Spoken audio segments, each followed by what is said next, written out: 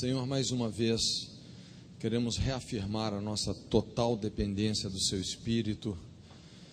Senhor, sem Ti nada podemos fazer. Por isso, vem com a suficiência da Sua graça, do Seu Espírito, nos guiando, nos conduzindo em toda a Sua vontade, em toda a Sua verdade, em todos os Seus propósitos. Libera os nossos corações a Sua palavra, Senhor. Abre o nosso entendimento para compreendermos as Escrituras Sagradas, para discernirmos, Senhor, e ajudarmos as pessoas que precisam de ajuda. Senhor, vem realmente com toda essa suficiência que só vem de Ti. Nós levantamos a cruz de Cristo nesse lugar.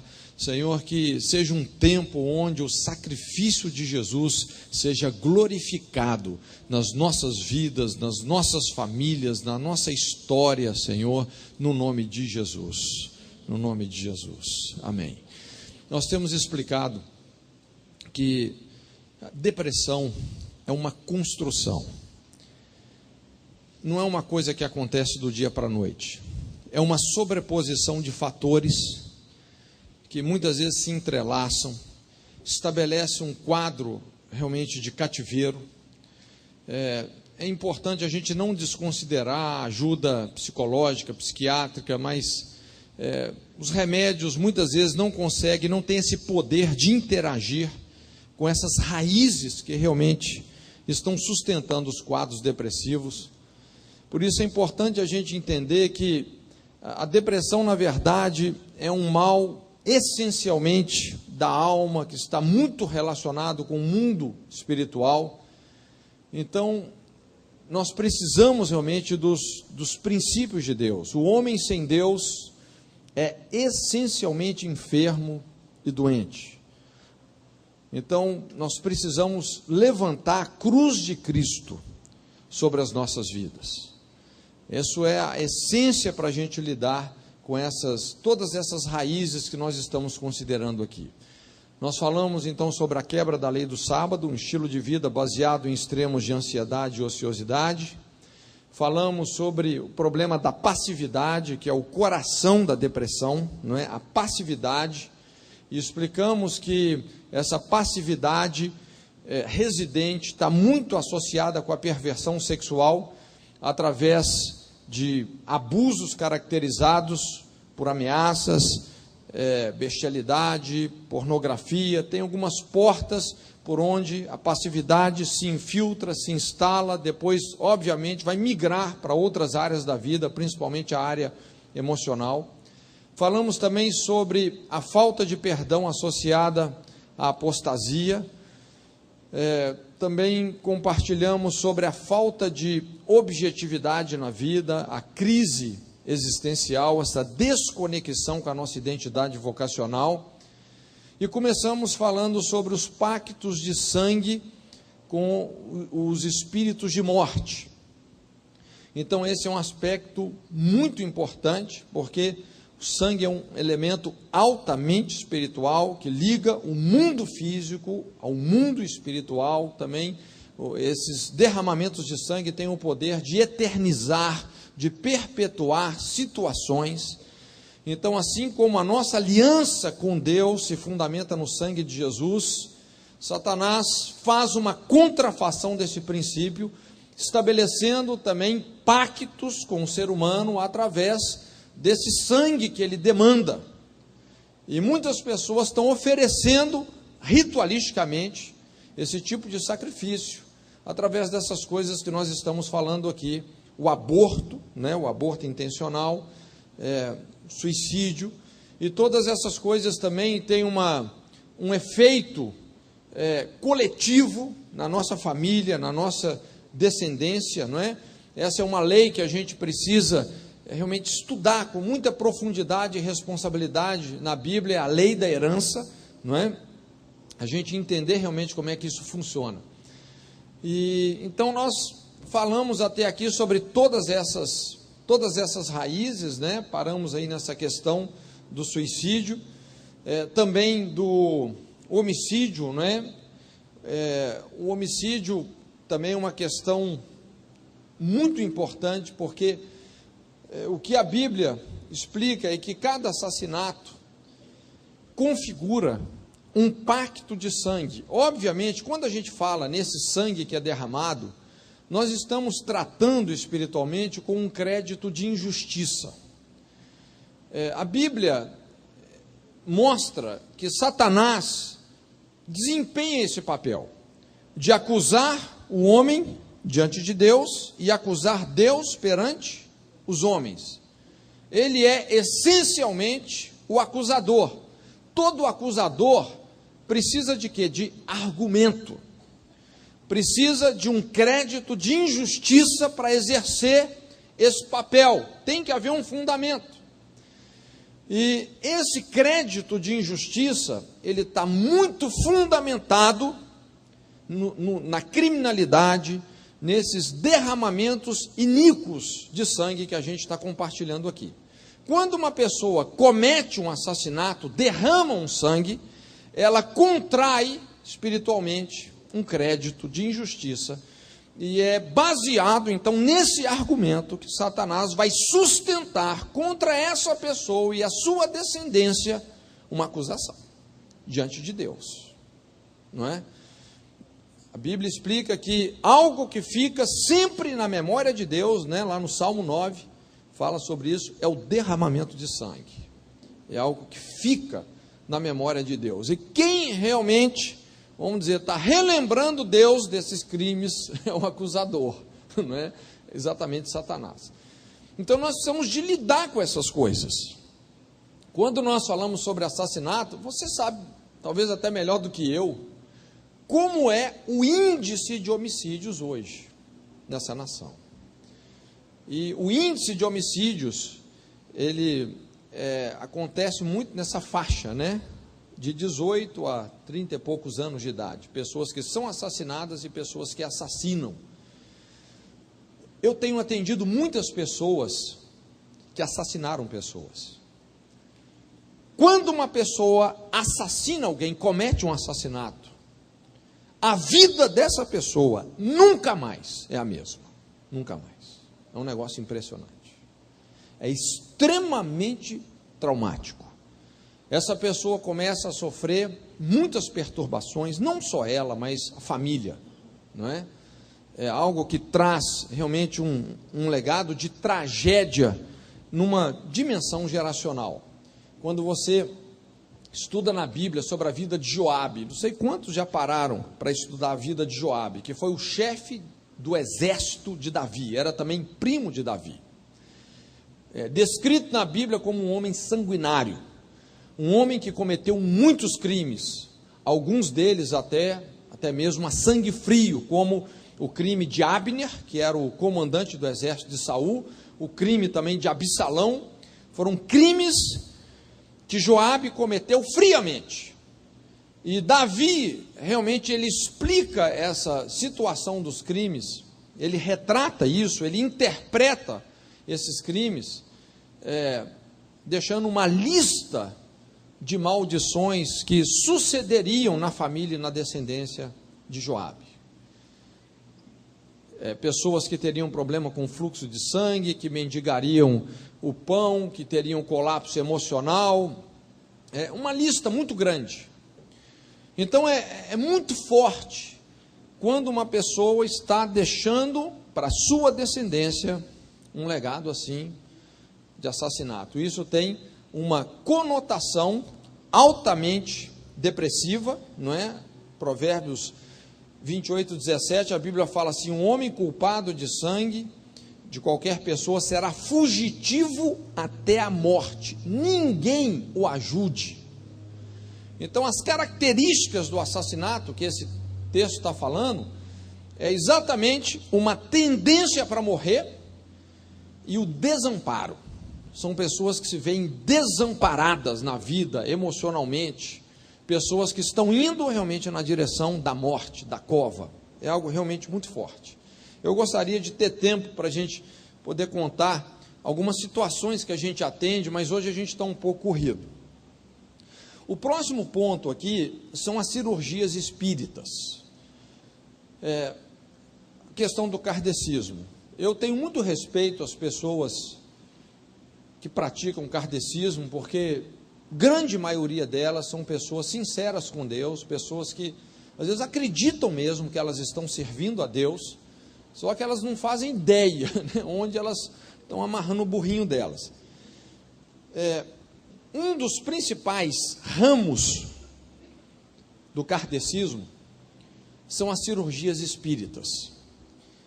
E aqui é porque o kardecismo é muito visto como, vamos dizer assim, aquela parte assim branda, boa, né, do espiritismo, aquela coisa mais leve. Mas quando você entra na questão das cirurgias espíritas, é algo extremamente pesado e que envolve muito derramamento de sangue, muito pacto de sangue com as entidades.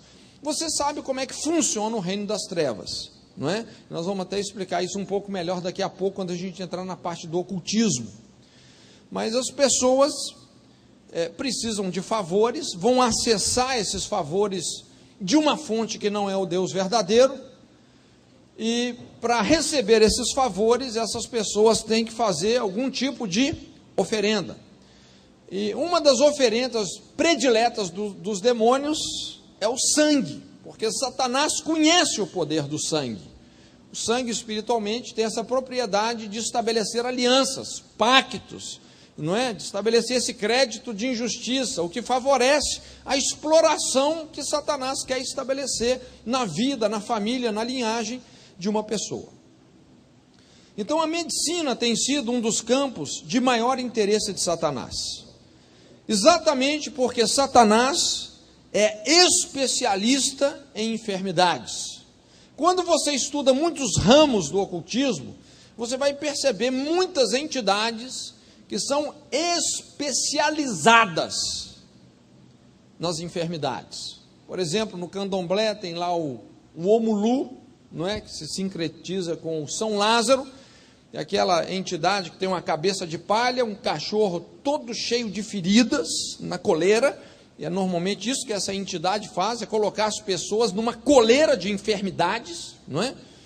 Então, existem muitos orixás, muitas entidades que têm uma especialidade nessa questão das enfermidades.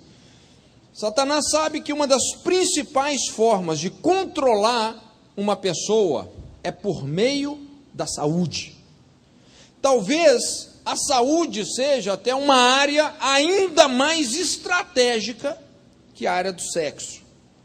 Nós podemos perceber atualmente uma infinidade de tratamentos e de opções espirituais, místicas no campo da saúde, que muitas vezes são maneiras sutis e estratégicas para que Satanás possa aprisionar a felicidade das pessoas. Mas nós vamos considerar mais aqui a questão das cirurgias espíritas, onde pessoas acabam se submetendo a um médium incorporado, não é? Que as opera, muitas vezes fazendo até incisões físicas. Por incrível que pareça, às vezes nem sai sangue dessas incisões, não sei, eu já vi isso várias vezes pela televisão, não é? Às vezes o médium, com a própria mão ou com um instrumento, faz uma incisão, enfia o dedo, arranca lá de dentro da pessoa um negócio, né, e não sai sangue. Obviamente esse sangue está sendo literalmente vampirado por alguma entidade. Esses espíritos se alimentam mesmo, eles bebem o sangue das pessoas, não é? Algumas pessoas podem até assim fazer pouco caso, não acreditar nesse tipo de poder espiritual, mas eles são tão reais quanto satânicos. Acontecem cortes que não sangram, materialização de objetos e doenças supostamente retiradas do organismo da pessoa, muita coisa sobrenatural mesmo acontece. Algumas vezes essas cirurgias são também realizadas à distância, às vezes até na própria casa da pessoa, marca um horário, a pessoa deita lá com uma certa roupa, e vem a entidade e faz uma cirurgia na vida da pessoa. Então, no kardecismo, esses espíritos se apresentam como espíritos de luz, que vêm para curar as pessoas, mas, na verdade, o que elas fazem é exatamente o oposto. Então existem muitas pessoas que se submetem mesmo a isso, não é? Se submetem mesmo. É impressionante como hoje muita gente busca uma ajuda nesse tipo, não é, de situação. É comum a gente até ouvir dizer assim, quando uma pessoa perde a saúde, ou o filho perdeu a saúde por alguma doença, alguma enfermidade grave, não é? Às vezes você ouve pais dizendo assim, olha, eu levo o meu filho até no inferno, desde que ele seja curado. E alguns pais levam mesmo o filho no inferno, não é? Levam lá nesses médiums que estão espalhados aí em muitos lugares do Brasil. Algumas cidades até mais estratégicas, como Uberlândia, por exemplo, lá tinham aquela região do Triângulo Mineiro, né? O Chico Xavier, não é? Quantas pessoas não foram ministradas pelas entidades que ele recebia? Ali em Uberlândia tem um tal de Dr. Hans, a maioria das pessoas da cidade, porque esse Dr. Hans é uma entidade, só que quem recebe essa entidade é um médico também, e um médico assim de muito renome, muito respeitado na cidade. Então é muita gente que acaba se envolvendo com esse tipo de ritual. E essas pessoas, além de ficar com a saúde aprisionada, porque cada cirurgia dessa, gente, é um pacto de sangue. E é impressionante como que essas entidades, Dr. Fritz, Dr. Bongberg, Dr. Bezerra de Menezes, Dr. André Luiz, todas essas entidades, não é, que supostamente estariam encarnando esses médicos, não é? É impressionante como as pessoas se alianciam com essas entidades e eles têm esse poder de destruir a saúde, de destruir a vida emocional das pessoas. Então, o que a gente percebe são muitos casos de problemas, colapsos psicoemocionais que vêm como consequência espiritual desses rituais, desses pactos, não é? Temos atendido muita gente assim. Uma vez em Belém, eu atendi um senhor, não é? Eu lembro, estava ministrando na Assembleia de Deus, eu terminei a palavra, esse senhor me procurou, estava implorando uma ajuda, e quando eu olhei assim para a fisionomia dele, eu até tomei um susto, porque ele tinha um rosto assim, cadavélico. Você olhava para ele, você percebia que aquela pessoa ela estava num sofrimento profundo. Então ele começou a falar, olha pastor, tem 6 ou 7 anos que eu não durmo, eu não consigo dormir, foi falando de vários problemas de saúde e tal, e começou a me explicar que ele foi foi o fundador de um dos maiores centros de kardecismo, centros espíritas na cidade de Belém. Então ele, mediunicamente, ele atendia filas e filas de pessoas todos os dias, incorporando várias dessas entidades. Então, quando eu vi assim, o peso da situação, até falei, olha, vamos lá para o gabinete do pastor, né? Chamei o pastor para vir também, falei, pastor, fica na brecha aí, vamos ajudar esse irmão aqui, porque o negócio está feio, né? E realmente, já tinha esse tempo aí, na verdade, desde que ele ouviu o Evangelho, porque ele era uma pessoa sincera com Deus, ele achava que ele estava cumprindo uma missão, não é? Ajudando, né, entre aspas, todas essas pessoas que ele operava, né, fazia cirurgias espirituais. Ele achava que ele estava cumprindo uma missão, ele era um missionário de Deus, mas quando ele ouviu o Evangelho e entendeu quem ele estava servindo, e ele fez uma decisão por Jesus, foi exatamente quando ele fez essa decisão que os problemas deles começaram. A vida dele virou um inferno, depois que ele aceitou Jesus, por incrível que pareça. Ele se tornou uma pessoa altamente enferma, esses espíritos começaram a atacar a saúde dele. Ele falava assim, pastor, olha, de repente, eu tinha um colapso orgânico, que eu era levado em coma para o hospital, equipe médica me examinava de ponta cabeça, não achava nada, aí aos pouquinhos eu ia melhorando, saía do hospital, quando vê voltava. Ele falou, olha, tem 6 anos que eu não sei o que é dormir. Ele não dormia, uma insônia terrível, uma pessoa totalmente atormentada, deprimida. Eu falei com ele: rapaz, você é um verdadeiro herói da fé, porque eu acho que se fosse qualquer outro já tinha desviado. Mas ele estava ali firme com Jesus, suportando tudo aquilo. Então nós fomos conversando, ele foi explicando as entidades, os pactos que ele fez com todas essas entidades para desempenhar o serviço que ele desempenhava. Fomos alistando, fazendo uma lista longa e fomos orando, não é?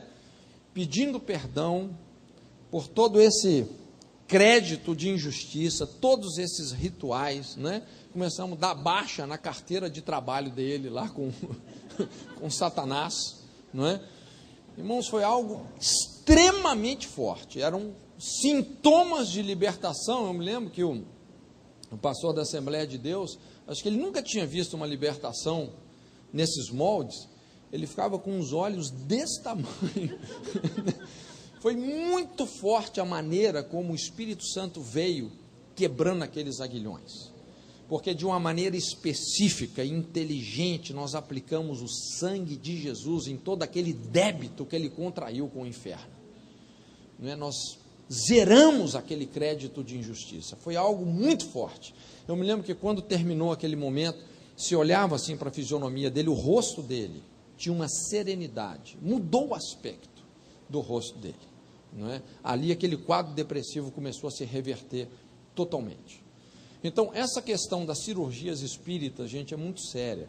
Uma vez eu atendi também uma pessoa que ele sofreu uma cirurgia por extraterrestres, entre aspas, né?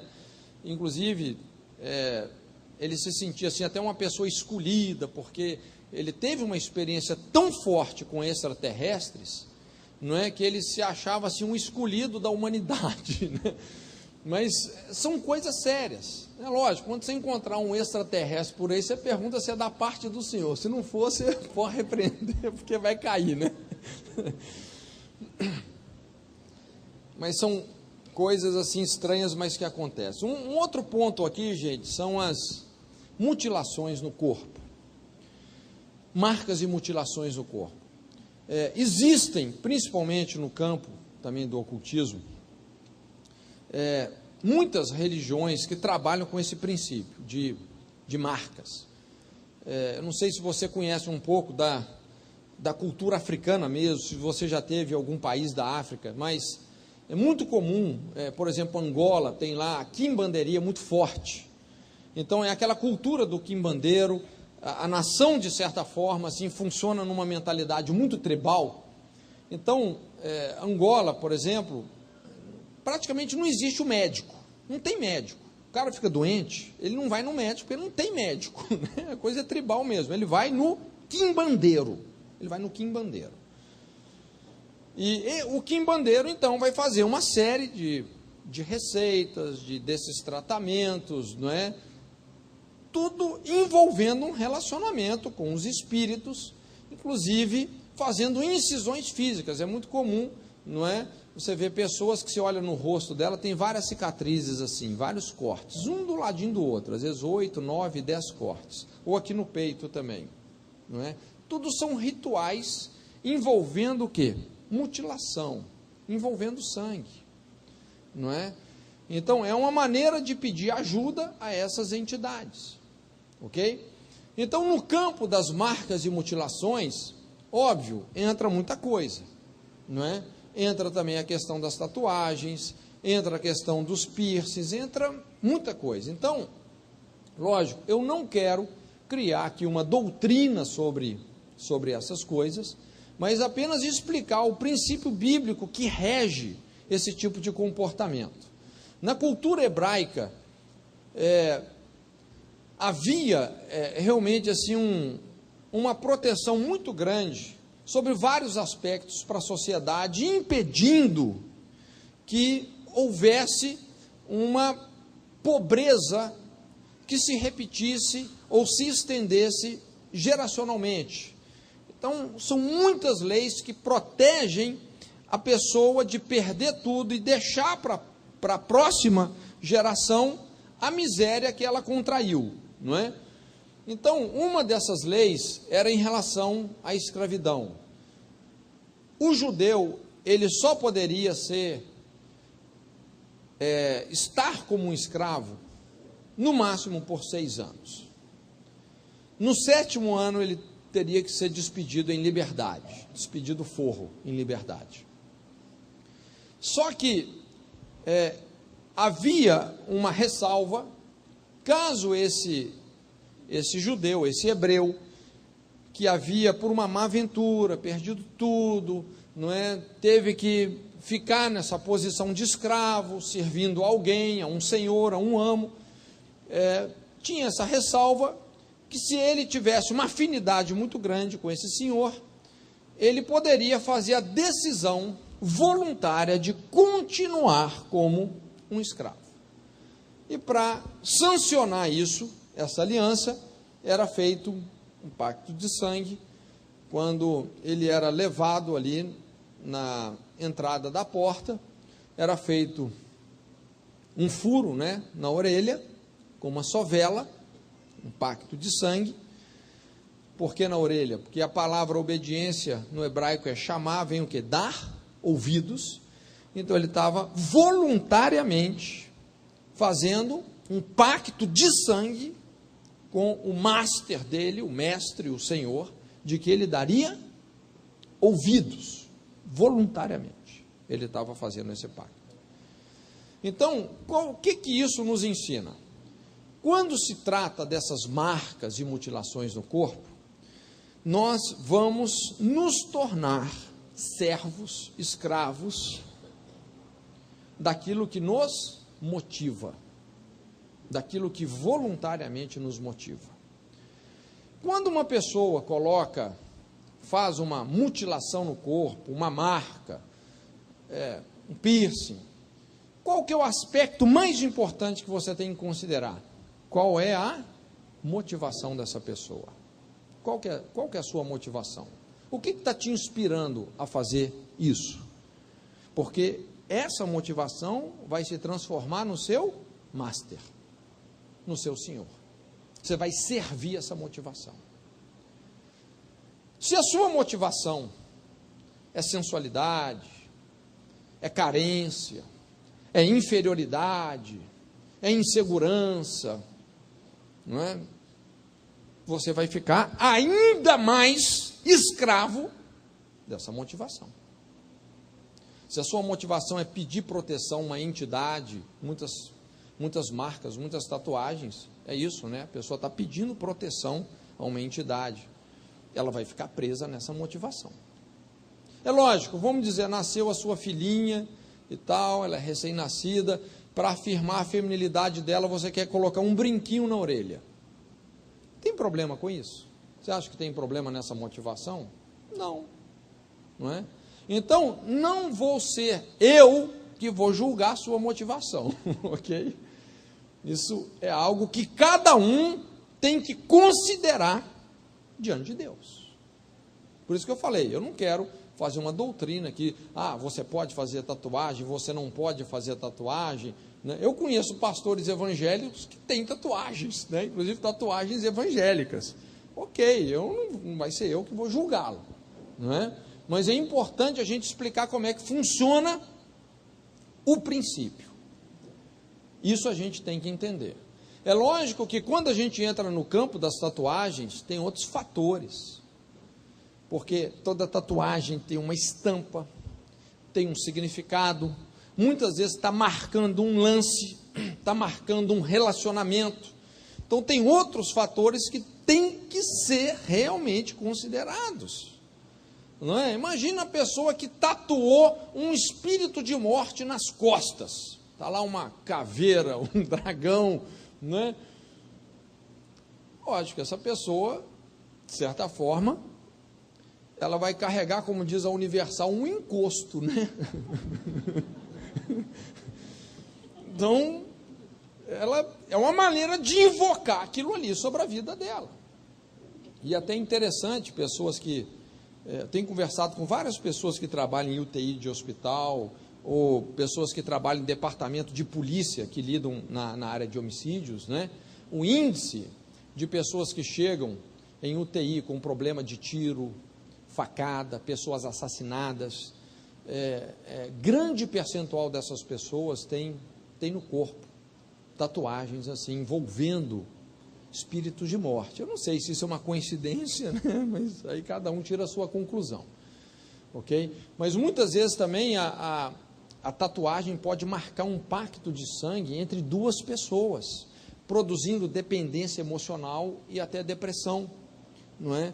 Pessoas que fazem pactos, por exemplo, na fornicação, não é? No adultério, tatuando o nome um do outro no corpo, não é? Sem serem legitimamente casados. Então isso pode gerar assim uma dependência emocional, uma perturbação, uma exploração demoníaca realmente séria, ok? Então é importante a gente considerar esse aspecto também.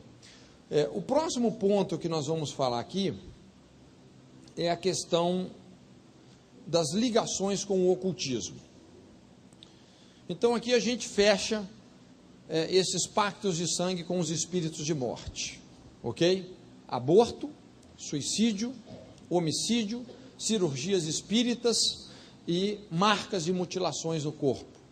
São pontos assim que precisam de ser considerados quando você está lidando com um quadro depressivo, não é? Aquilo que eu falei, gente, esses espíritos de morte, eles não estão brincando não é? E muitas vezes eles assolam realmente a vida da pessoa em todos os sentidos. O próximo ponto aí são as ligações com o ocultismo. Nós já falamos isso, olha só, satanizar a depressão não é uma medida saudável, a gente não deve fazer isso, mas ignorar a exploração demoníaca presente na grande maioria dos quadros depressivos pode ser um erro ainda mais grave. Lógico, muitas vezes a pessoa que está atravessando um problema de depressão, não é? Você tem que saber como você lida para ela, você não pode rotular essa pessoa, né? Assim, satanicamente falando, mas nós não podemos também ignorar que pode estar havendo um quadro muito mais sério de exploração demoníaca que a gente imagina. Atender uma pessoa deprimida sem levar em consideração o seu relacionamento direto ou indireto com o ocultismo vai comprometer fatalmente o diagnóstico e a restauração dessa pessoa em questão. Fatalmente. Eu compartilhei que a gente ficou uns 4 anos trabalhando semanalmente, ajudando num hospital psiquiátrico. Irmãos, é impressionante o percentual de pessoas que entraram pelo caminho do ocultismo e terminaram no hospital psiquiátrico. É impressionante. Isso é muito sério.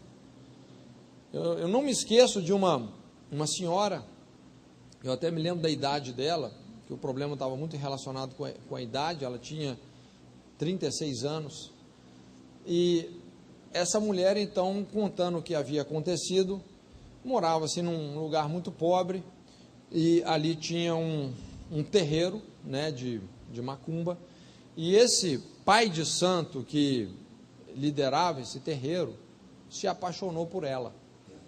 Só que esse pai de santo, ele tinha mais de 80 anos de idade. Ela com 36. O cara se apaixonou, ela não queria nada com ele. Só que esse cara, assim, começou a mexer os pauzinhos, né? Fez um ritual lá, um negócio de um bode. Ela contou toda uma história. E depois disso, desse ritual, ela se apaixonou perdidamente por esse senhor de mais de 80 anos de idade. Ela se apaixonou perdidamente. E o resultado aí desse relacionamento todo foi que ela foi parar no hospital psiquiátrico. Então, casos assim são aos montes, pessoas que se envolvem com pessoas do ocultismo, pessoas que se relacionam com pessoas do ocultismo, pessoas que se envolveram diretamente com o ocultismo. É impressionante a ligação que existe entre o colapso psicoemocional, essa desintegração psicoemocional e o relacionamento com o ocultismo. É impressionante. Por isso que, se você não considera o relacionamento direto ou indireto de uma pessoa que está atravessando uma depressão com o ocultismo, é bem perigoso que você vai ter uma gerência vazia. Então, basicamente, gente, o que é o ocultismo? O ocultismo é você receber poder, conhecimento, prazer, favores de qualquer espécie, de uma fonte espiritual que não é o Deus verdadeiro. Na verdade, só existem dois poderes espirituais: o Deus vivo, que revelou o seu amor, a sua verdade, a sua salvação em Cristo, e Satanás. Se você realmente, está recebendo as coisas de Deus através de Jesus, você vai ser plenamente abençoado. Mas a partir do momento que você começa realmente a acessar essa outra fonte, e esse é o problema, porque a Bíblia fala que aqueles que andam em trevas nem sabem onde tropeçam. Você concorda comigo que a maioria das pessoas que estão servindo a Satanás, elas nem ao menos acreditam na existência de Satanás? Você vê a sutileza, é o que, João fala lá em Apocalipse, sobre o dragão, a antiga serpente, que engana o mundo todo. Irmãos, olha, uma coisa que a gente não pode assim negligenciar, é esse poder de sedução e de engano que Satanás tem.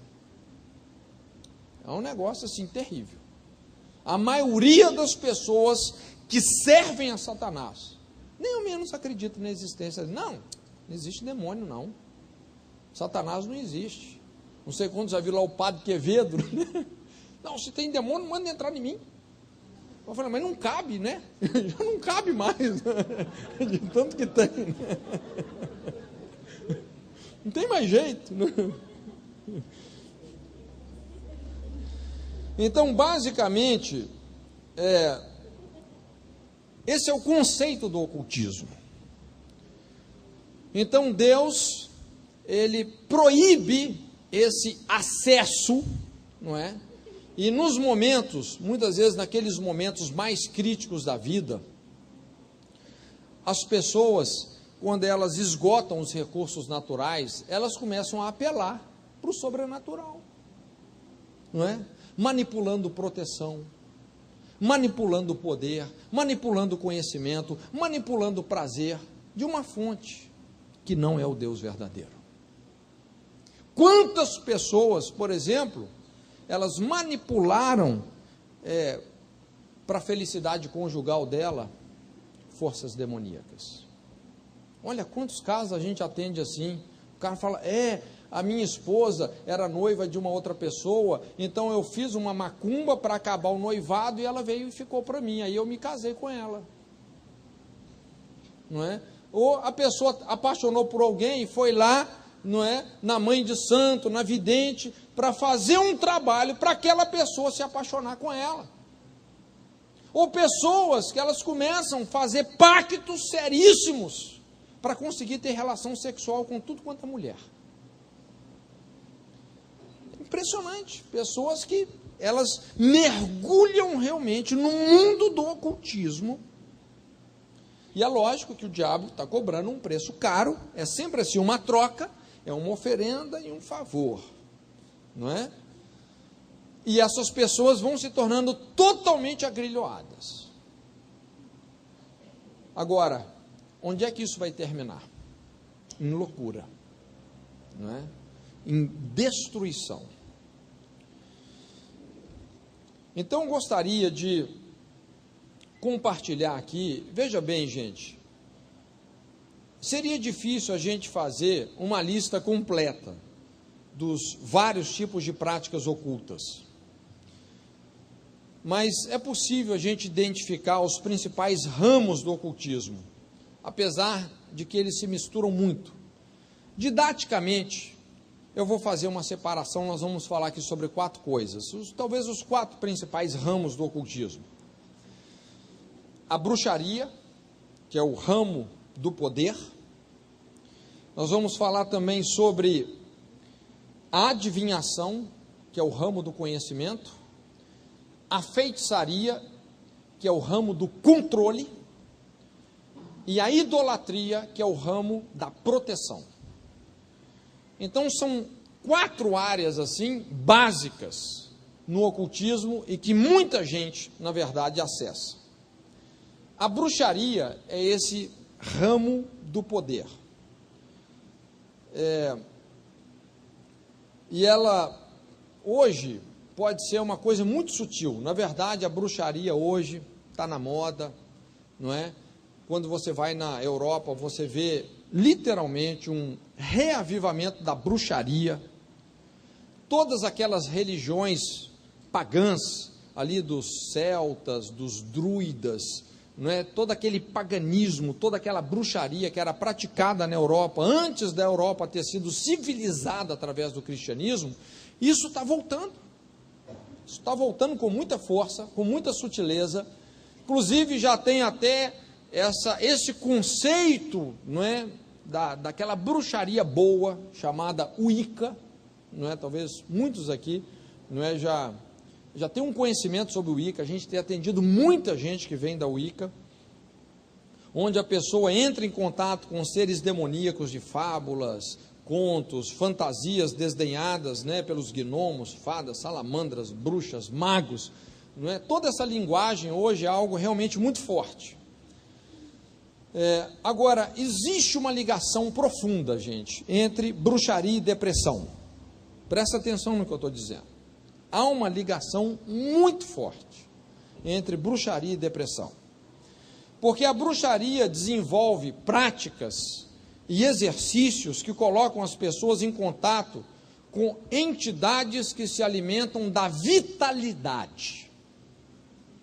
Normalmente, as entidades demoníacas que trabalham no ramo da bruxaria são entidades vampiras, são entidades que sugam as energias e a vitalidade das pessoas. Por isso que a bruxaria é tão depressiva. Quando se pensa numa bruxa, quando você pensa numa bruxa, você tem o ícone de uma pessoa sugada, murcha, precocemente envelhecida, não é? Esse é o significado da bruxa. Uma pessoa toda enrugada, que envelheceu precocemente, o nariz cresceu. É o legado da bruxa. Outras entidades do mundo da bruxaria, como Lilith, Nosferatus, Drácula, que são invocados abertamente, não é? São essencialmente vampiras, da mesma forma sugam toda a vitalidade das pessoas, tirando-as, vamos dizer assim, do ambiente dos vivos e aprisionando-as nos lugares relacionados aos mortos, como cemitério, caixão, noite. Então a bruxaria induz os vivos a viverem como mortos. Gente, hoje tem muita gente que faz isso. Tem gente que dorme no caixão, tem gente que é piolho de cemitério, não é? A gente vê muitos casos assim. Então, as práticas mais comuns da bruxaria, para você entender a essência do que é a bruxaria, são aqui 3 práticas. A primeira é a energização. Hoje se fala muito em energização. Todo tipo de energização é uma coisa associada com bruxaria, com essas energias cósmicas. Agora, quem são essas energias? Né? São entidades. E quanto mais energias as pessoas recebem, mais elas perdem. Veja bem, tudo aquilo que essas entidades prometem, no fundo, elas fazem uma contrafação, um efeito contrário. Quando falam, não, você vai receber energia, na verdade, o que essas entidades estão fazendo? Tirando energia. Todo mundo aqui já ouviu falar sobre a energização através da pirâmide, não é isso? O cara fica dentro da pirâmide, lá naquele zen, aquele troço todo. Agora, você já parou para pensar nisso? O que é a pirâmide? O que é a pirâmide? Alguém já foi no Egito? É um túmulo. É um túmulo. É um sarcófago. Agora, você acha que você vai ser energizado, que você vai receber vida, ficando igual um bobo dentro de uma pirâmide, de um túmulo? Você não vai. Entende? Então, na verdade, essa pessoa está recebendo a energia do espírito de morte, cultuado pelos faraós egípcios. Um outro aspecto aqui da bruxaria é a projeção astral. A gente chama isso aqui a vassoura da bruxa. Você não vai ver uma bruxa voando assim na vassourinha, né? Passando em frente à lua. O que é a vassoura da bruxa? É a projeção astral, essa capacidade espiritual de sair fora do corpo. Eu sei que isso pode parecer estranho aqui para muita gente, né, dependendo da sua origem, mas para outros esses conceitos, assim, são muito familiares.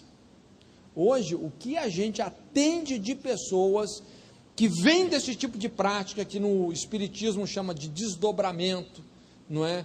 A projeção astral, hoje tem lugares especializados para ensinar as pessoas a saírem fora do corpo. E fora do corpo elas monitoram situações, muitas vezes até praticam relações sexuais, vão em outros planetas, assim, né? Aí, esse mundo espiritual regido por Satanás e seus demônios.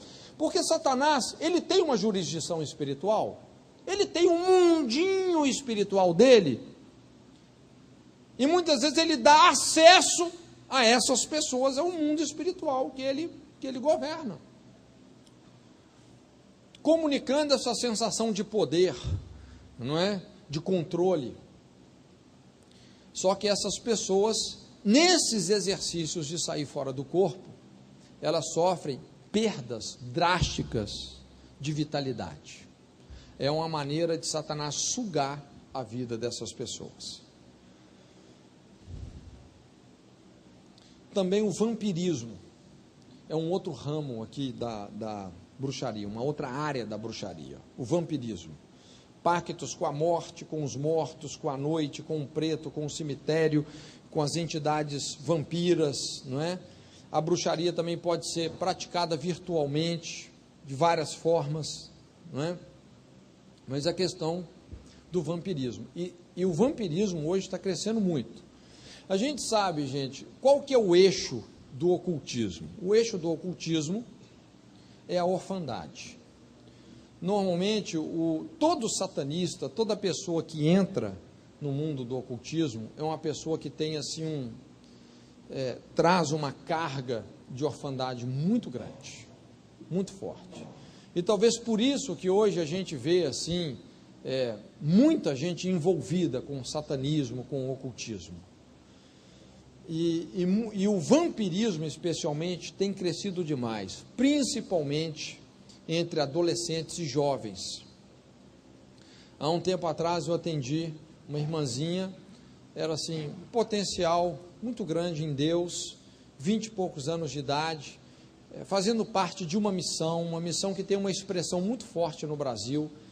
E eu estava pregando ali e tal, tinha ali uma irmã que já tinha feito escola lá conosco, muita amiga minha. Ela falou: Cote, olha, tem a fulana aqui, atende ela está num quadro depressivo assim terrível, é uma das principais obreiras aqui da escola, ela está praticamente de cama. Então fui dar uma atenção para ela. Quando comecei a conversar, essa irmã, ela resumiu o quadro dela falando assim: Cote, olha, tem dia que eu não tenho forças para dar 5 passos, eu não tenho força, eu não consigo sair da cama. Uma depressão estranha, não é? Já tinha feito exames médicos, mas não acusou nada. Então comecei a conversar com ela e vi que realmente ela veio de um passado muito difícil, uma família desajustada.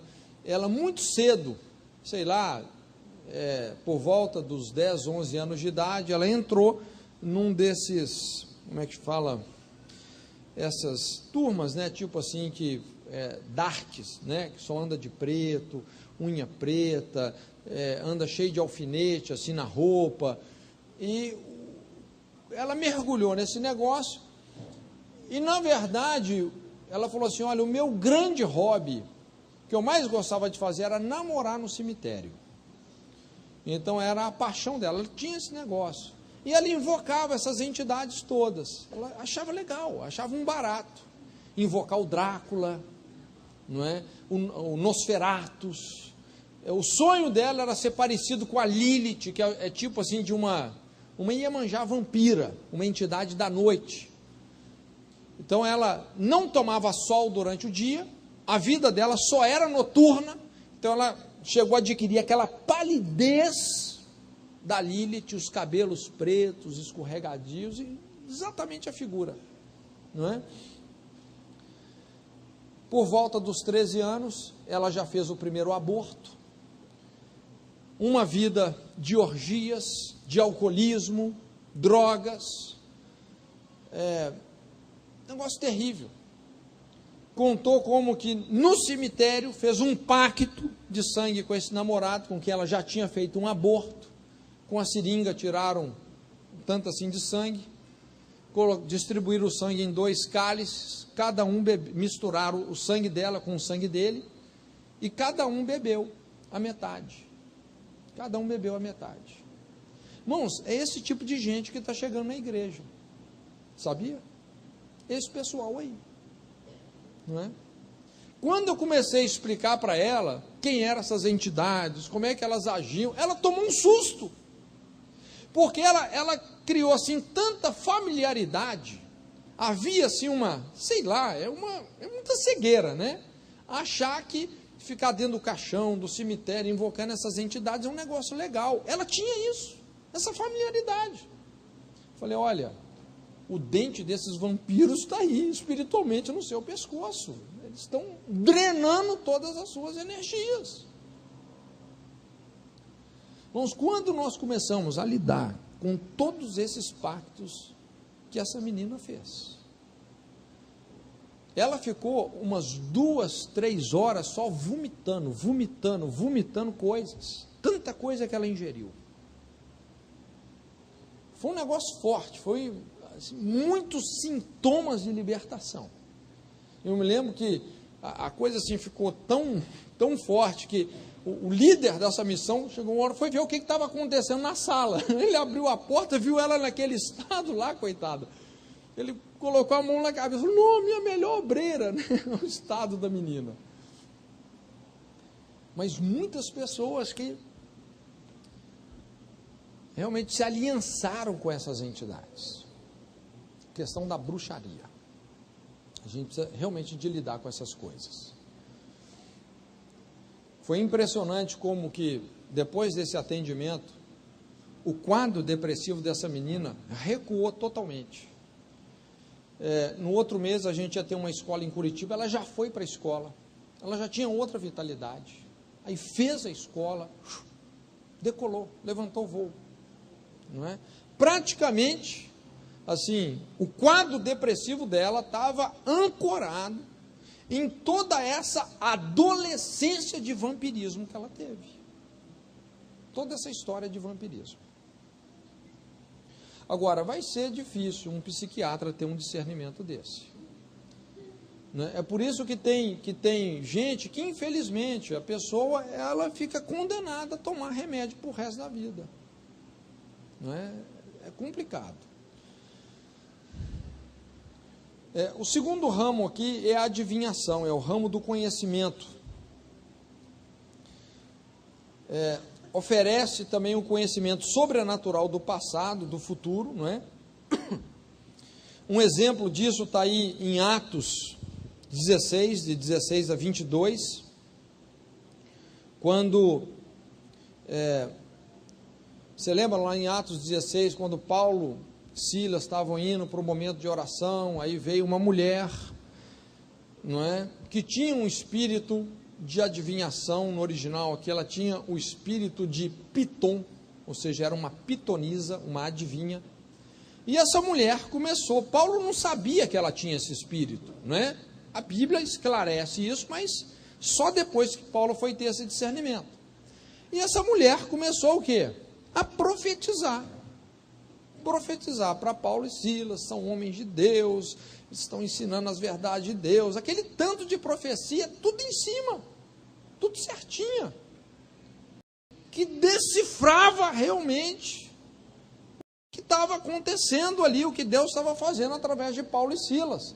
Talvez no início Paulo até pensou, né? Que bênção, Deus está confirmando o nosso ministério, é só profeta de Deus. Só que a Bíblia fala que aquela mulher ficou profetizando o quê? Por vários dias.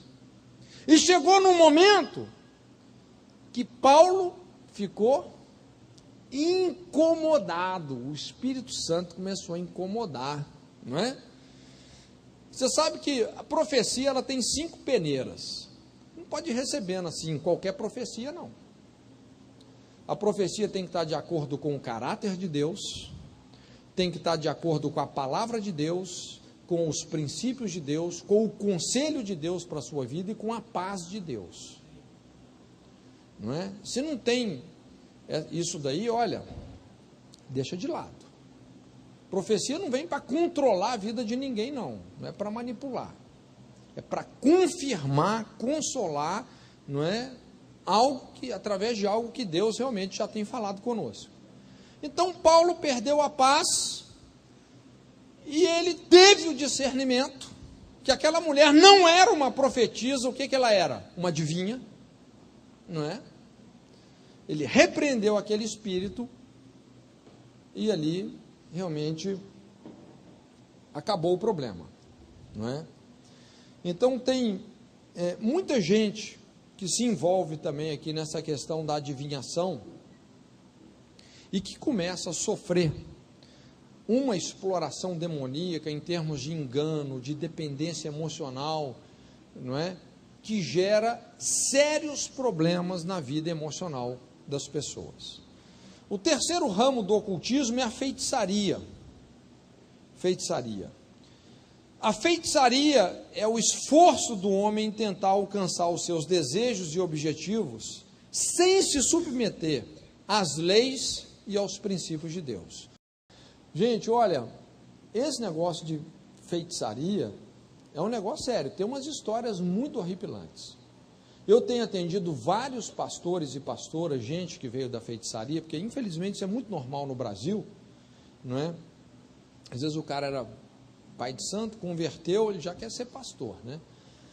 E muitas vezes essas pessoas, quando elas se convertem, elas são terrivelmente atacadas por depressão. Tenho atendido vários casos de líderes assim, que eles contam a mesma coisa, foi só eu me converter, me tornei uma pessoa deprimida. Então a gente tem atendido, às vezes líderes, pastores que tomam remédio há 12 anos, 15 anos, 20 anos, desde que se converteram houve um ataque na área de depressão, não é? E realmente tem muitas entidades na feitiçaria que eles trabalham realmente com essa desintegração psicoemocional, depressão, loucura. Uma vez eu estava ministrando no Rio Grande do Sul, e um ex-pai de santo, o cara me falou exatamente isso. Ele falou que ele serviu essa entidade. Lá no sul, eles chamam um tal de Exu Tiriri. Era quando você queria destruir a saúde emocional e psicológica de alguém, era feito um ritual na esquina do cemitério, com um crânio lá de boi, todos os negócios lá, para essa entidade, não é? Então, é importante entender que tem entidades demoníacas que elas são especializadas nessas coisas. Então, a gente não pode realmente ignorar, não é? Muitos casos depressivos estão associados com as práticas e os envolvimentos com a feitiçaria. Recentemente, inclusive, essa pessoa é da nossa equipe, né? Uma das pastoras, assim, que eu vejo que ela tem um dom tremendo na área de libertação. Mas uma pessoa que, olha, ela pagou um preço muito alto. Veio do ocultismo, veio da feitiçaria, não é? Foi mãe de santo, serviu as entidades. Desde que ela se converteu, começou a depressão, mas também já veio de um lar espírita, e tomando remédio, 12 anos, tomando os medicamentos, e quando ela pensava assim, não, eu vou diminuir os medicamentos, ela tinha a sensação que ela ia ficar louca, e muitas vezes ela tomando esses remédios e sem fazer efeito, muita opressão, não é? Inclusive ela que me falou isso, que me deu essa luz uma vez, ela falou, Cote, eu não sei, mas às vezes eu percebo que não sou eu que estou tomando esses remédios. Quando eu tomo, assim, por um lado eu melhoro, mas eu não sinto o efeito dos remédios. E é um negócio interessante essa questão de oferendas para as entidades. Só para você ter ideia, uma vez conversando com uma ex-mãe de santo, ela falou, olha, ela recebia uma pombagira, ela tomava um engradado de cerveja, a pombagira, não era ela que tomava, a pombagira. Quando a pombagira ia embora, não tinha nem cheiro de álcool na boca dela. Entende? Uma vez lá no interior de Minas, né, um lugar que o pessoal destruiu um centro espírita, tinha um galo lá que o galo incorporado bebia meio litro de pinga. Não, eu quero que você entenda, gente, estou falando isso para você entender um princípio. A diferença, essa linha fina que separa o quê? Remédio de oferenda. Entende? E ela percebeu que era o que estava acontecendo com ela. Então, uma história assim muito forte, porque ela tinha uma enxaqueca desde criança. Então, a mãe começou a submetê-la a uma série de rituais. Ela dormiu 7 anos, colocando a cabeça num travesseiro que tinha um patuá. Olha só onde é que ela colocou a cabeça. A saúde mental, emocional, o sono. Aonde? 7 anos obedecendo um ritual, colocando a cabeça em cima do tal do patuá. A mãe foi lá numa certa igreja, também fazer uma oferenda para uma entidade chamada Senhora das Cabeças, levou uma cabeça de cera, não é? Falei, sua cabeça está lá no altar dessa entidade. Então, uma sobreposição de fatores, tudo fundamentado em feitiçaria e idolatria. A depressão dela estava toda agarrada nisso. Muito sofrimento. Olha, gente, assim, uma guerra aí. Mas graças a Deus, né? Muitas vezes Deus vai purificando e transformando toda essa experiência agora numa habilidade tremenda para ajudar outros. É assim que funciona, né? Naquelas áreas que Satanás mais quis te destruir, de repente é onde Deus mais vai te usar. E o quarto ramo aqui do ocultismo é a idolatria. Idolatria também é uma coisa muito séria. Esse é o ramo da proteção, não é? Lógico que, da mesma forma, todas essas entidades que prometem proteção em determinadas áreas, né? E aqui existe uma infinidade de áreas que o santo fulano, o orixá ciclano vai te proteger, não é? Por exemplo, na Umbanda, cada um dos 12 orixás é responsável por uma parte do corpo.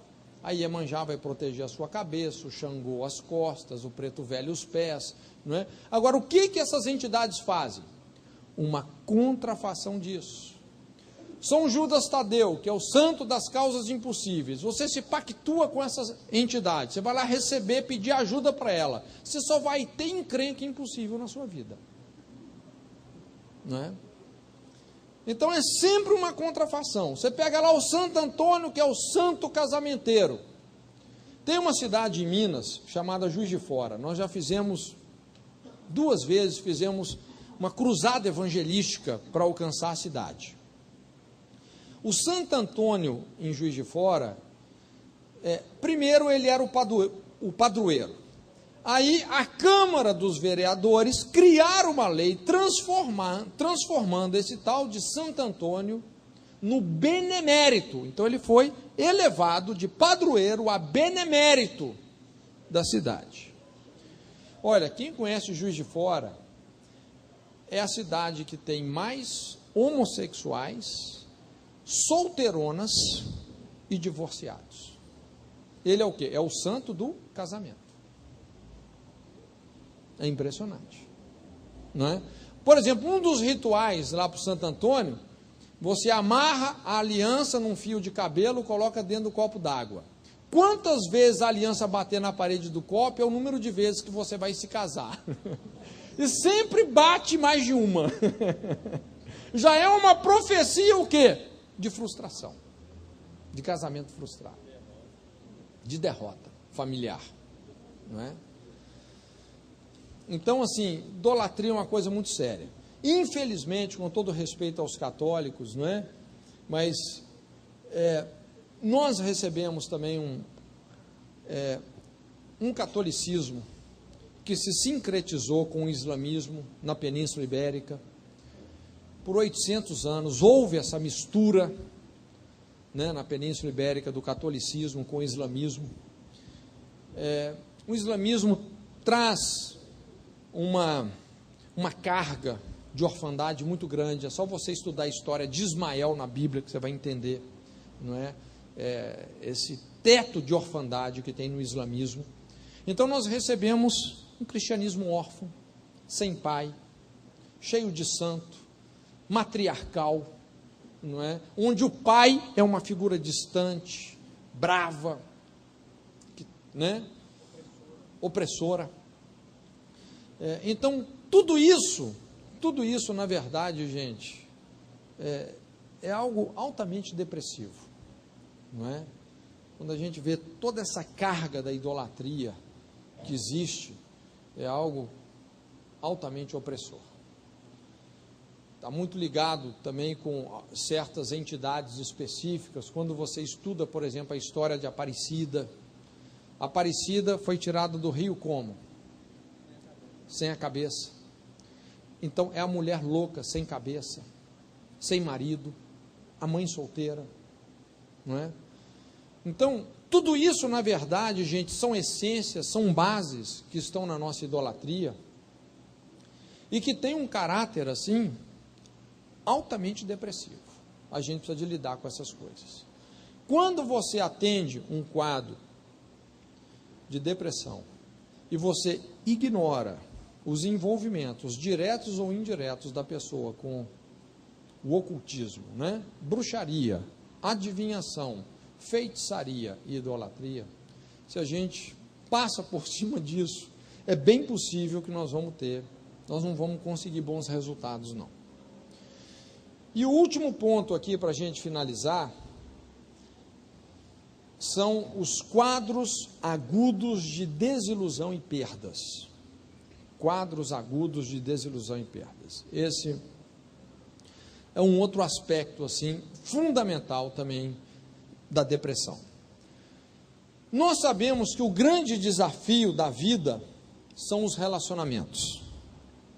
Quanto mais nós nos aproximamos das pessoas, mais vulneráveis nos tornamos. Todo relacionamento implica em riscos, é ou não é verdade? Você começa a se relacionar com aquela pessoa, quanto mais perto, mais risco tem. Você pode não ser correspondido, você pode se frustrar, você pode ser traído, você pode ser abandonado, pode acontecer um tanto de coisa, faz parte do relacionamento. Por isso que o relacionamento é tão importante, porque é através dessas coisas que a gente pode amadurecer também. Mas essa vulnerabilidade no relacionamento aumenta na mesma proporção que a sociedade tem se descomprometido da ética cristã. Infelizmente, o mundo tem cada vez mais uma tendência ao hedonismo e ao individualismo. O que é o hedonismo? É uma vida centralizada no amor ao prazer. Eu tenho que me sentir bem. O que importa é eu me sentir bem. Não importa se eu estou prejudicando alguém, eu tenho que me sentir bem. O individualismo é essa idolatria da privacidade. Eu tenho que ter privacidade. Eu tenho que ter a minha independência. Em nome da independência, eu abandono a minha família, eu abandono um tanto de coisa, porque eu tenho que ter as minhas coisas. Eu tenho direito a ser independente. Quando você, então, faz essa química do individualismo com o hedonismo, a idolatria ao prazer e a idolatria da privacidade, então você começa a ter uma sociedade extremamente doente. E é por isso que hoje nós vivemos literalmente uma pseudo-moral do não sofrimento. Eu só aceito uma ética desde que essa ética não exija nada de mim, nenhuma renúncia, nada que me custe muito esforço. Enquanto for bom para mim, eu permaneço. Se aquilo já me incomodou um pouco, eu descarto. Hoje as pessoas não são mais fiéis ao casamento, elas são fiéis ao sentimento. Não, eu não gosto mais. Está descartado. Eu vou embora. Não é? E deixo um rastro de destruição para trás. Então as pessoas não são mais fiéis aos outros, mas elas são fiéis ao que sentem, ao que desejam. É uma vida totalmente ególatra. É a utopia da centralidade do prazer, onde os valores se amoldam às conveniências. Se é conveniente para mim, estou dentro. Ah, se isso já vai me custar algo, não. Aí não. Diante disso, nós vamos ter o quê? Um crédito de descrédito e muita desilusão. Na mesma proporção que os relacionamentos se tornam descartáveis, os conflitos se multiplicam, deixando pessoas seriamente machucadas. Aqui entra o poder de uma desilusão. Uma desilusão pode ser algo tão fulminante que muitas vezes sedimenta-se nessa dimensão de uma crise existencial, onde a pessoa perde totalmente o prazer na vida. A pessoa realmente começa a morrer por dentro, né? Então, desilusão pode ser algo sério. Infelizmente, hoje nós vivemos num mundo assim. Muitas traições, muita infidelidade, não é? Muito abandono, muita gente que foi despedaçada na vida pela irresponsabilidade dos outros. Felizmente, essa é a realidade. De certa forma, você tirar uma pessoa de uma desilusão é só pela cruz mesmo. É só na cruz, não é, que nós vamos poder realmente resolver essas coisas, enterrar essas sementes, abrir mão dessas perdas para Deus, sabendo que Deus realmente pode nos suprir nessas áreas que nós sofremos essas perdas. Eu desenhei aí no livro, tem um gráfico, a gente faz aí a linha de ação da desilusão. O primeiro prejuízo causado pela desilusão é uma descrença generalizada. Quando uma pessoa sofre uma traição, uma perda existencial, ela começa o quê? A perder a fé. A desilusão tem um poder muito grande de destruir a confiança das pessoas. Quando você pensa, por exemplo, numa mulher de meia idade que pegou o marido adulterando. Olha, para essa mulher conseguir acreditar de novo nesse cara, irmãos, não é fácil, não é simples, perdeu a fé. Isso pode até se tornar uma coisa generalizada. Não, homem nenhum presta. Não, acho que Deus também não vai ser fiel. Entra o quê? Uma descrença generalizada. Porque toda a felicidade daquela mulher, toda a confiança, toda a estabilidade, toda a segurança que ela tinha, estava naquele relacionamento e de repente o mundo desabou. Quando você vê uma mulher que foi trocada por uma menina da metade da idade dela, pelo marido. Gente, é um negócio complicado. Não é? Então, a desilusão é um homicídio da fé. Aniquila a confiança. Traição, decepção, rejeição, agridem e até mutilam a capacidade de acreditar. Perde-se a fé em pessoas, depois nos relacionamentos, depois em Deus, depois no futuro, e por fim as pessoas perdem a fé até na própria existência. Nada mais poderoso para destruir a confiança que uma verdadeira desilusão.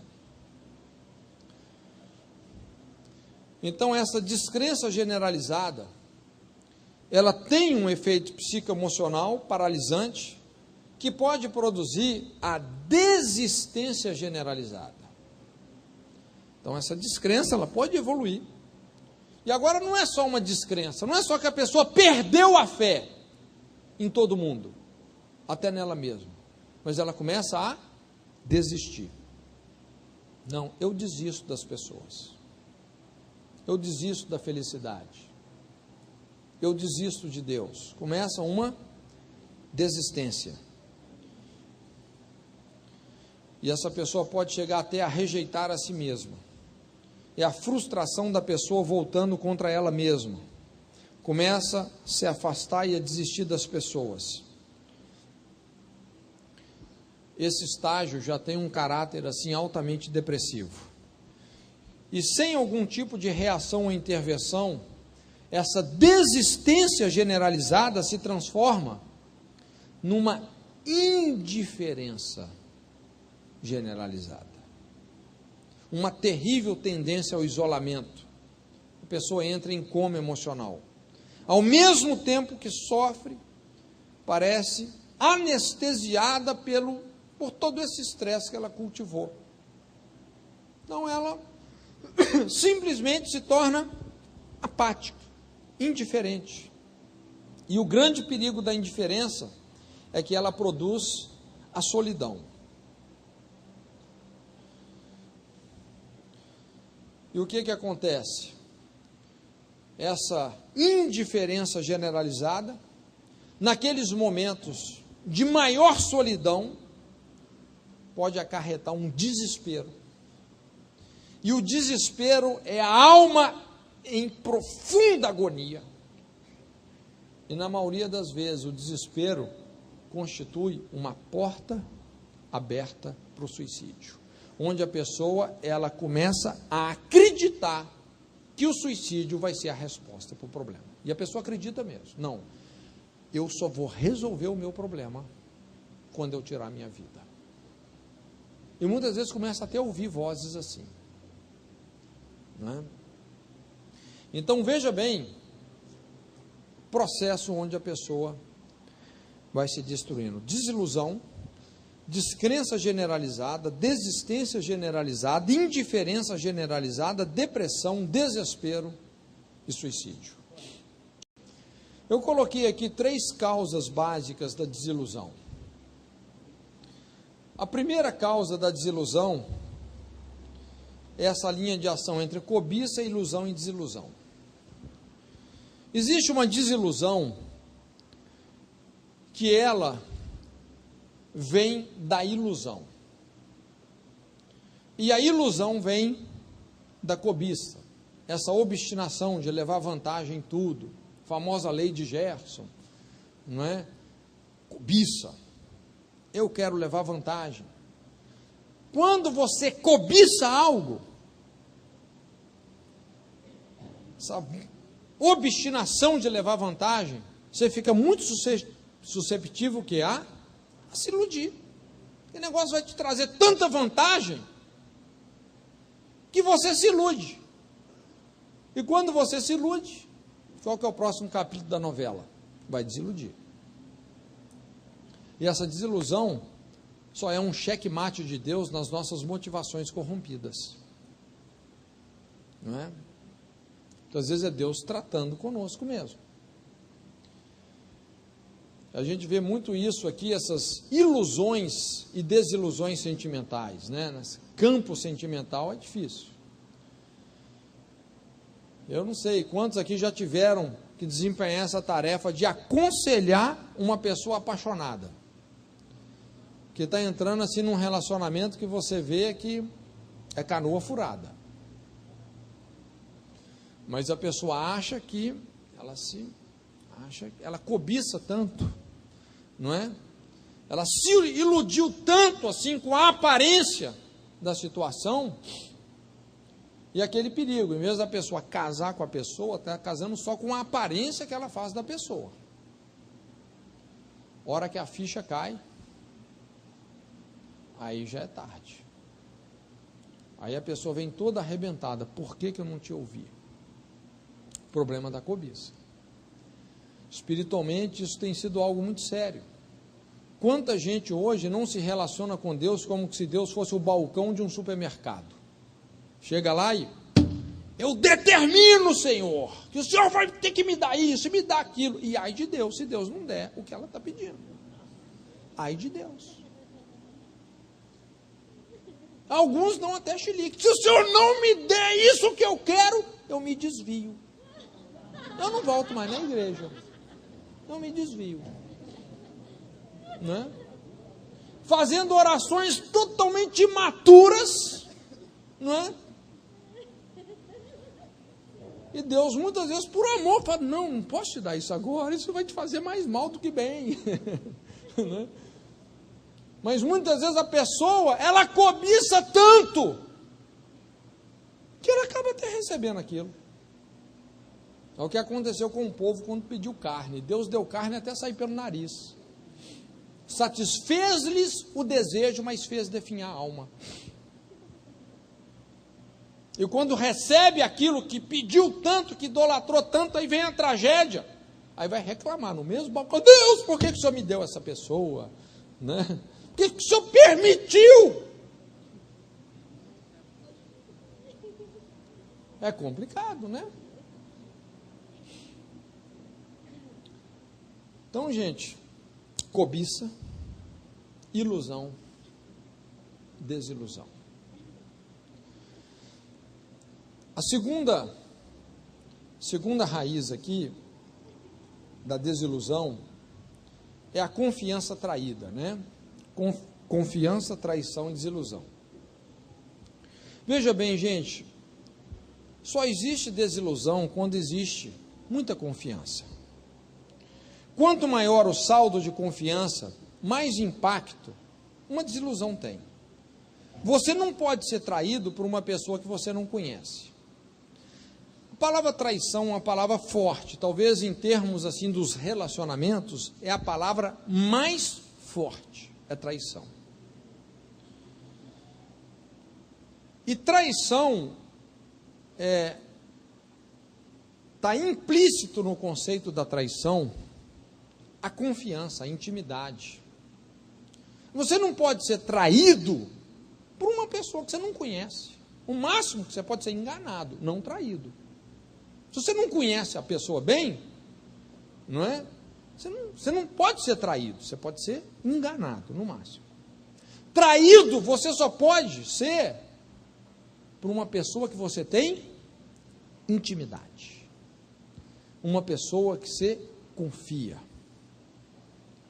Que você permite que ela tenha acesso, não é, aos planos íntimos. Por isso que essa palavra traição, ela causa assim um impacto realmente tão forte, tão grande. E quando a pessoa então investe confiança, intimidade, e ela sofre realmente uma traição, isso pode ser um baque muito grande. Como puxar o tapete da vida. E realmente, todos nós temos ouvido assim histórias sérias, né? histórias muito sérias de traição, na área financeira, na área espiritual, na área conjugal, e realmente o impacto de uma traição pode ser devastador, pode jogar realmente pessoas assim numa crise existencial mesmo, onde a pessoa se desequilibra emocionalmente, perde o sabor pela existência, a pessoa realmente se descontrola, né?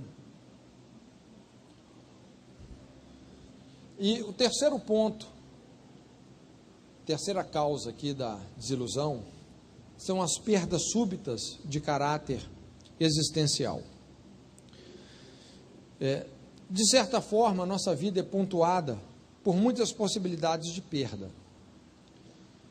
Perda de pais por motivos de divórcio, abandono, alcoolismo, perdas conjugais por traição, separação, perda de filhos ou de entes queridos por razão de morte, acidentes, perdas materiais, né, golpes financeiros, perdas na saúde, né, por causa de acidentes e doenças. Então, quando a gente pensa assim sobre essa questão de perdas, realmente nós somos muito vulneráveis. E sempre que nós perdemos algo ou alguém e não estamos dispostos a transferir essas perdas para Deus, aí é que está o problema. Aí é que a desilusão começa a se instalar. Por isso, gente, que essa capacidade de renúncia, eu falo que isso é a engrenagem mestra do Evangelho. É você saber abrir mão para Deus. De tudo, em todas as esferas, nós temos que saber andar nesse caminho. A renúncia é um caminho. Se você realmente quer andar com Deus, andar nas pegadas abertas por Jesus, você tem que ter um estilo de vida de renúncia. Jesus falou o seguinte: se alguém quiser me seguir, negue-se a si mesmo. Tome sobre si a sua cruz, diariamente, e me siga. Você quer andar com Jesus? Você precisa de ter um estilo de vida de abrir mão. Abrir mão. Quando você sofreu uma perda, qual que é o segredo? Abrir mão. Senhor, eu entrego. Está nas tuas mãos. Agora, realmente tem algumas perdas, igual o que nós estamos falando nesse ponto, que são perdas existenciais. Quando você pensa assim, na perda de um filho, gente, é um negócio muito complicado, não é? A perda de um pai e tal ainda vai, porque é a ordem natural, né, das coisas acontecerem. Mas quando você pensa na perda de um filho, há um tempo atrás eu estava num hotel lá no Chile, né, estava ministrando, e estava passando um programa de televisão com vários religiosos discutindo esse tema, e o tema era exatamente isso, era a situação de uma senhora muito religiosa, que perdeu o filho num acidente, e essa mulher, então, ela fez essa declaração: perdi meu filho, apesar de ter sido uma pessoa religiosa por tanto tempo, meu filho, quando ela passou por essa terrível infelicidade, derrubou tragicamente a vida dela. Né? O filho morreu no acidente. Então ela simplesmente não conseguiu enfrentar essa situação e falou que Deus não servia para nada. Perdeu a fé. Perdeu a fé. Se tornou cética, profundamente cética. Então, essas perdas de caráter existencial, elas podem fazer uma pessoa naufragar na existência dela, dependendo de como ela reage.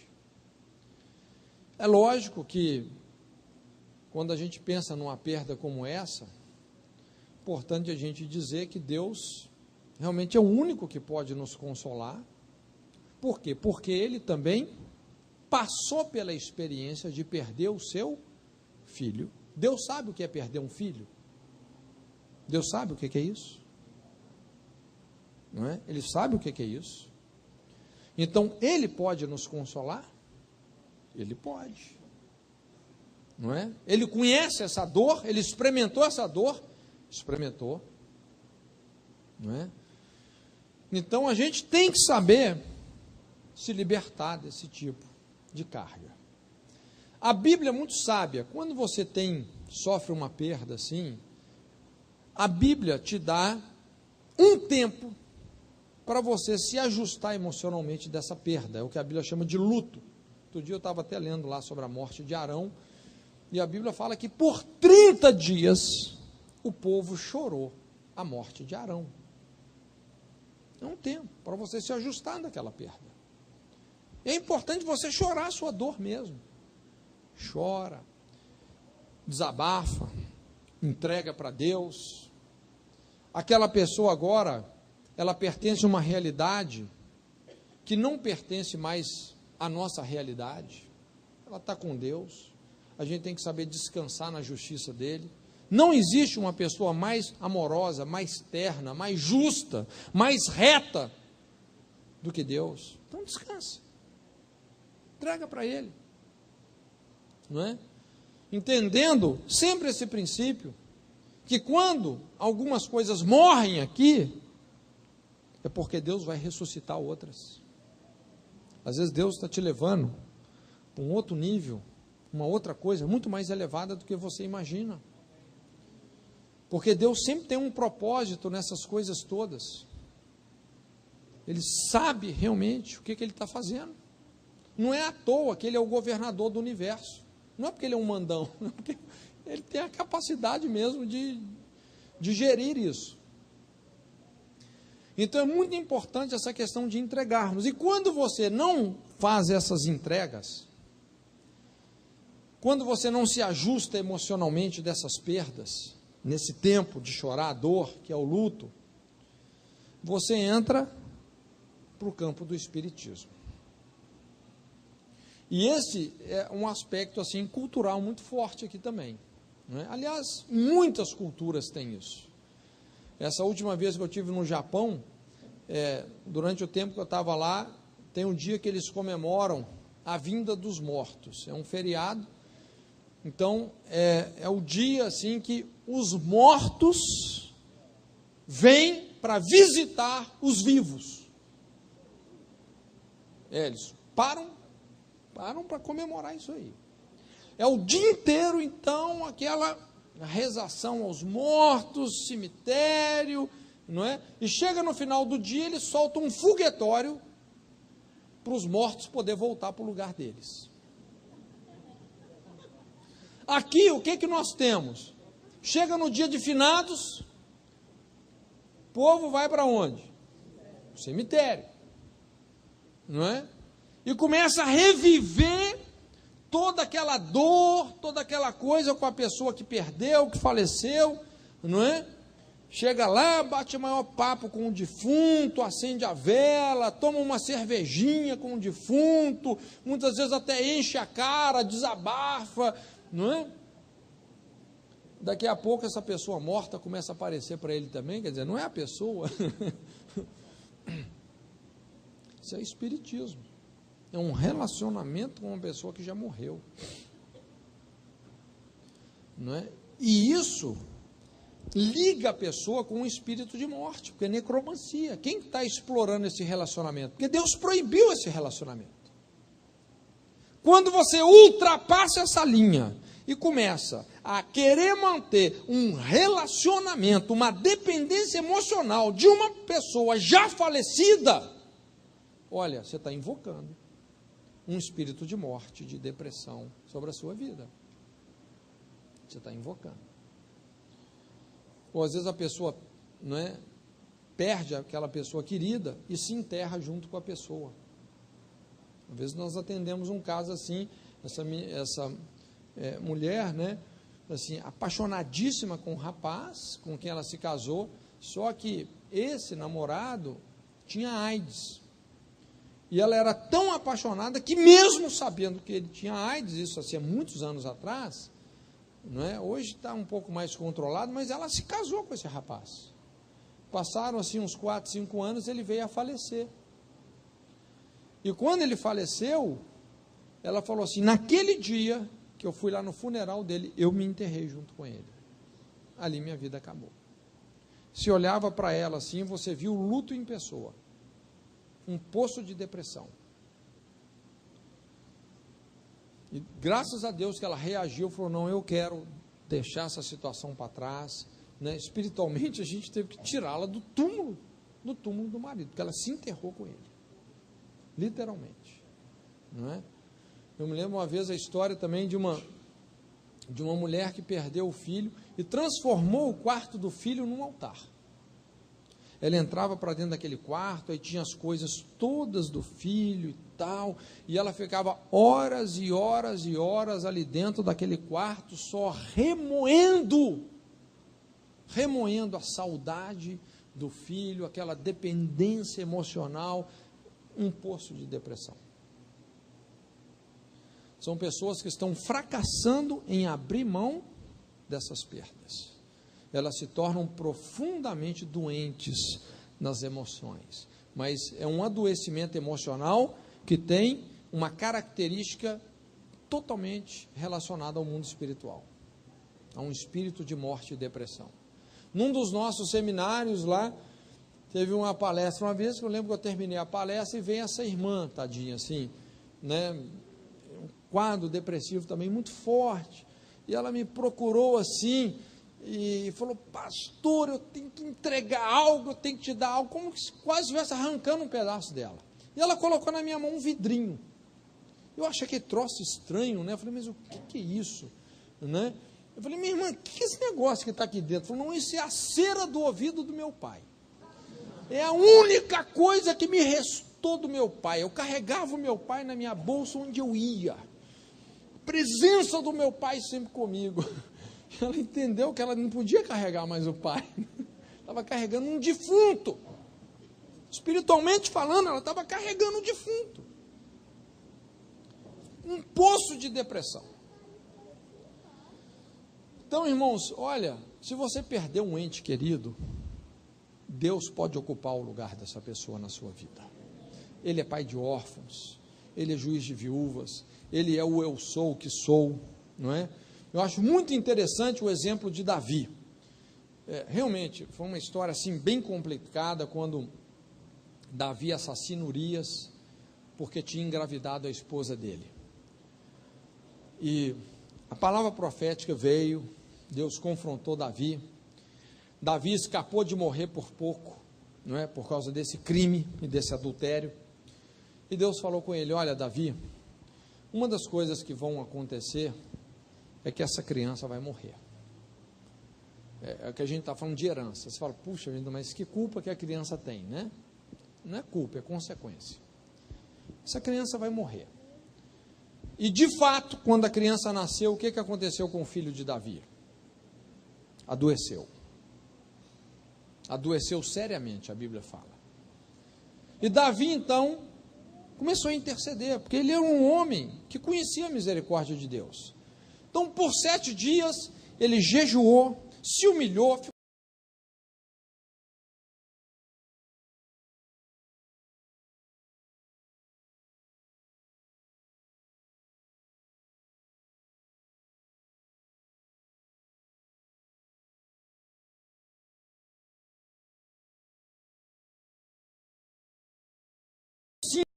na cabeça, ficou se acabando ali, Deus, não é? Eu sou o picareta, cura essa criança, não é? Mas não teve jeito. 7 dias ali, Davi se acabando diante de Deus. E de repente ele vê que um dos homens dele está ali por perto, né, com a cara. E ele entendeu que a criança tinha morrido. Só que o homem não queria falar, porque pô, se Davi já está jejuando, já está se acabando, imagina a hora que ele souber que o filho morreu. Mas o próprio Davi pergunta, e aí, o que aconteceu? A criança morreu? E a pessoa falou, não, realmente, a criança morreu. Na mesma hora, Davi se levantou, tomou banho, comeu, seguiu a vida. Ele não vai voltar para mim. Quando eu morrer, eu vou até ele. Está com Deus. Senhor, o Senhor é justo. Confio na sua justiça. O Senhor sabe o que faz. Seguiu a vida. Simplesmente seguiu a vida. Irmãos, eu sei que essas perdas não são fáceis. Mas eu sei que Deus pode nos consolar. O luto prolongado é espiritismo. É necromancia. Isso é altamente deprimente. Altamente deprimente. Muitas pessoas estão amarradas na depressão por causa disso. Por causa de perdas existenciais. Então essas três coisas podem ativar um processo crônico de desilusão. Não é? A cobiça, ilusão e desilusão, a confiança traída e as perdas existenciais. Isso pode trazer desilusão. Se a gente não sabe se desvencilhar dessas perdas, essa desilusão pode se transformar numa descrença generalizada, uma desistência generalizada, uma indiferença generalizada que produz desespero e pode levar ao suicídio. Esse processo precisa de ser interrompido. Amém? Ok? Então são essas raízes aí que eu gostaria de considerar com vocês. São coisas importantes de serem tratadas. Quando a gente lida com essas coisas, redimindo elas, é impressionante que através dessa redenção e de um processo também de reeducação em relação a essas coisas, nós podemos reverter o nosso quadro. Qualquer quadro depressivo pode ser redimido, e inclusive a vida pode ter um significado ainda maior. Eu quero que você entenda não apenas o porquê da depressão, mas também o para quê. É impressionante, eu tenho às vezes acompanhado muitas pessoas que passaram por um processo depressivo, e essa crise depressiva tem um princípio que ensina assim: crises geram mudanças. Uma grande mudança normalmente é antecipada por uma grande crise. A oportunidade que aquela crise está trazendo.